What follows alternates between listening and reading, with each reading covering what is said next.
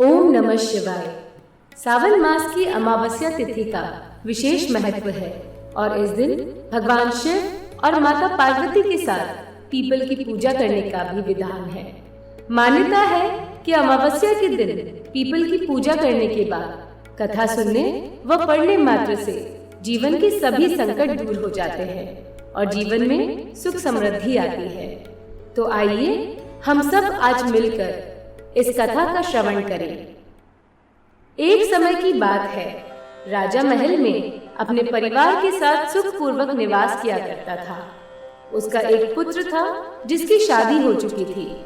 राजा की पुत्रवधू ने एक दिन रसोई में मिठाई रखी हुई देखी तो वह सारी मिठाई खा गई। जब उससे पूछा गया कि सारी मिठाई कहाँ गई, तो उसने कहा, सारी मिठाई तो चूहे खा गए।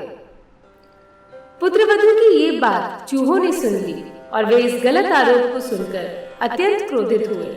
इसके बाद उन्होंने राजा की बहू को सबक सिखाने का निश्चय कर लिया। कुछ दिनों के बाद महल में कुछ मेहमानों का आगमन हुआ तो चूहों ने सोचा कि यह अच्छा मौका है राजा की पुत्रवधू को सबक सिखाने का। बदला लेने के लिए चूहों ने बहू की साड़ी चुराई और उसे जाके अतिथि के कमरे में रख दिया। जब सुबह सेवकों और अन्य लोगों ने उस साड़ी को वहां पर देखा तो लोग राजा की बहू के चरित्र के बारे में बात करने लगे। यह बात जंगल के आग की तरह पूरे गांव में फैल गई। जब यह बात राजा के कानों तक पहुंची तो उसने अपने पुत्रवधू के चरित्र पर शक करते हुए उसे महल से बाहर निकाल दिया। राजा की बहू महल से निकलकर एक झोपड़ी में रहने लगी और नियमित रूप से पीपल के एक वृक्ष के नीचे दीपक जलाने लगी। इसके साथ ही वह पूजा करके गुरदानी का भोग लगा के लोगों में प्रसाद वितरित करने लगी।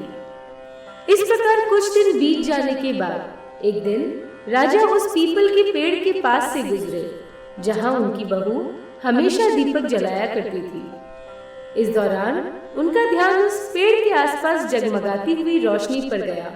राजा इसे देखकर चकित रह गए। महल में वापस आने के बाद उन्होंने अपने सैनिकों को उस रोशनी के रहस्य का पता लगाने के लिए कहा। सैनिक राजा की बात मानकर उस पेड़ के पास चले गए। वहां पर उन्होंने देखा कि दीपक आपस में बात कर रहे थे। सभी दीपक अपनी अपनी कहानी बता रहे थे। तभी एक दीपक बोला, मैं राजा के महल से हूँ। महल से निकाले जाने के बाद राजा की पुत्रवधू रोज मेरी पूजा किया करती है और मुझे प्रज्वलित करती है। सभी अन्य दीपकों ने उससे पूछा कि राजा की बहू को महल से क्यों निकाला गया, तो उसने बताया कि एक दिन उसने मिठाई खाकर चूहों का झूठा नाम लगा दिया। इस पर चूहे नाराज हो गए और राजा की बहू से बदला लेने के लिए उसकी साड़ी अतिथि के कमरे में रखाई। यह सब देखकर राजा ने उन्हें महल से निकाल दिया।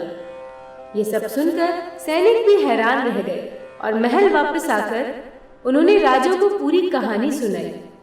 यह सुनकर राजा को अपनी गलती का एहसास हुआ और उसने अपने पुत्रवधू को महल में वापस बुला लिया।